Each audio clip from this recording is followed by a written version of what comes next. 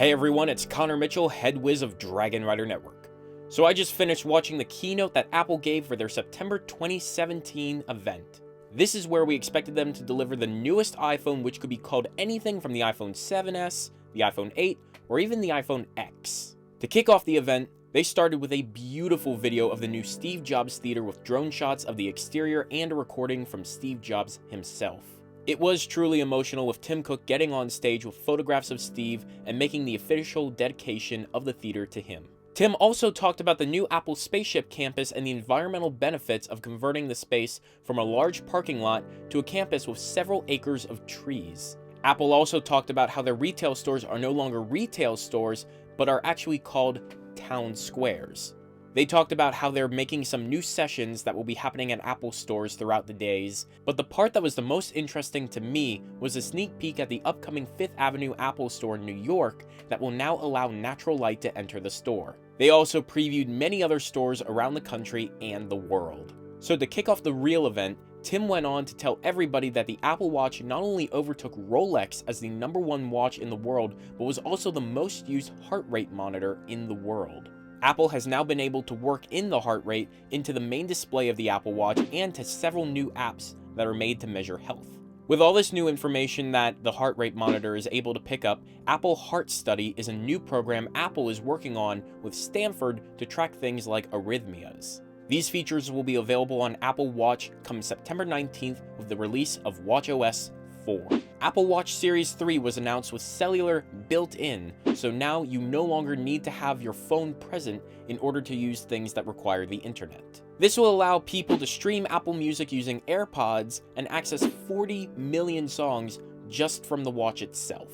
It has also been loaded in with new processors which greatly increase the speeds, has a sensor that allows you to track how many flights of stairs you go up, and the voice assistant can now speak aloud for you without you having to look at the screen. Still no camera though. What can you do? You can get the Series 3 watch with cellular for $399 and without for $329, and they will go on sale on September 15th and be available on September 22nd. So far, there are no details on pricing for cellular service. 4K finally made it to the tiny black box from Apple with the Apple TV 4K. The new Apple TV supports 4K and HDR with the two key standards HDR10 and Dolby Vision. Now, if you've been following the news, you have probably known that over the last few weeks leading up to this event, Apple has had conversations with many of the studios in order to get 4K movies priced right on iTunes. Well, the good news for all of us is that 4K movies will go for the same price as full HD movies, and those 1080p movies that you bought will be upgraded to 4K for free. That is a huge deal. Putting aside the 4K excitement, you can now watch live sports and news that will pop up right on your home screen when they become available. There are also some new games coming to the Apple TV that are able to take advantage of the A10X processor inside. Now, they may not be on par with what the Nintendo Switch can do, but they do look really beautiful, especially that Sky game they were demoing at the keynote. The new 4K Apple TV will go on sale for $179 for the 32GB model and $199 for the 64GB model on September 15th and will be available on September 22nd. Well, the name game is over as Apple introduced the iPhone 8 and 8 Plus. The iPhone 8 now has glass on the front and the back of the phone. Prepare for a lot of cracked iPhones. It comes in silver, black, and gold. The internals have been improved with the all-new A11 Bionic chip and Apple's custom GPU for faster gaming performance. The camera, as always, is the highlight of this phone, not only for how much clearer the iPhone is able to take pictures, but for the software that changes the lighting. Apple calls it portrait lighting, and if it works even half as well as Apple is saying it does, this will be an amazing step for people looking to take portrait photos with their phone. You can now record 4K video at 60 frames per second and 1080p footage at 240 frames per second. Meanwhile, on the latest Canon Rebel series, you can't even record 4K at 30 frames per second. What can you do?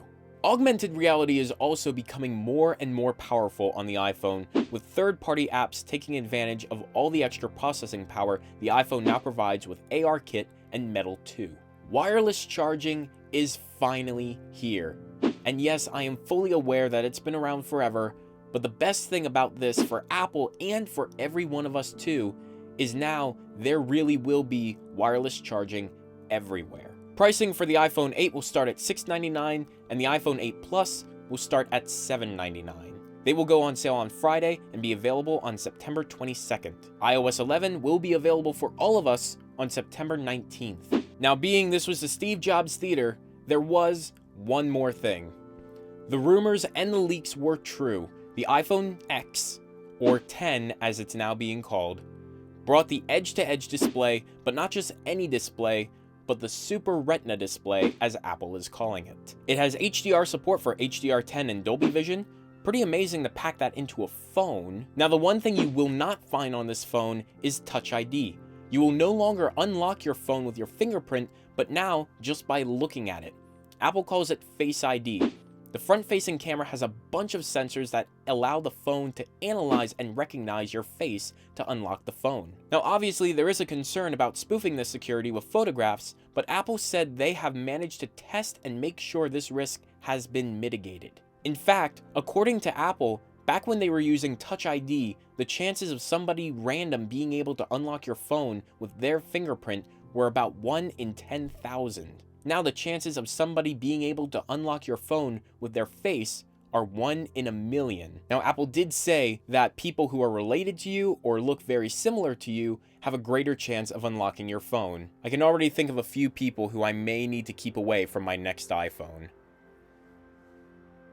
Moving on to a serious point, Apple might be going a bit overboard with emojis. That's all I'm going to say. The front-facing camera supports portrait mode, so selfies will look even more amazing, I guess. And Apple did introduce a wireless charging mat that will be able to wirelessly charge your iPhone 10, your Apple Watch, and even your AirPods all simultaneously. They call it AirPower, and it will be available next year. The iPhone 10 will also be able to display the charge status of each device. The iPhone 10 comes in space gray and silver and will go on sale on October 27th and will start shipping November 3rd for $999. Now, I don't know about you, but I will probably be trying it out in the store myself before I think about dropping $1,000 on a cell phone.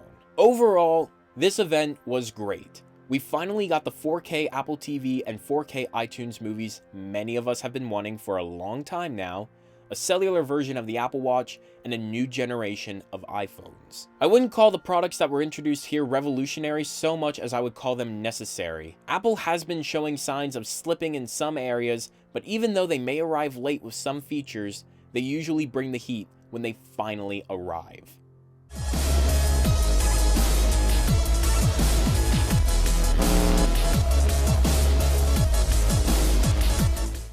Has a sensor that allows you to track how many flights of stairs you go up, and Siri can now speak aloud. Oh my god. There's nothing to read. Pardon that.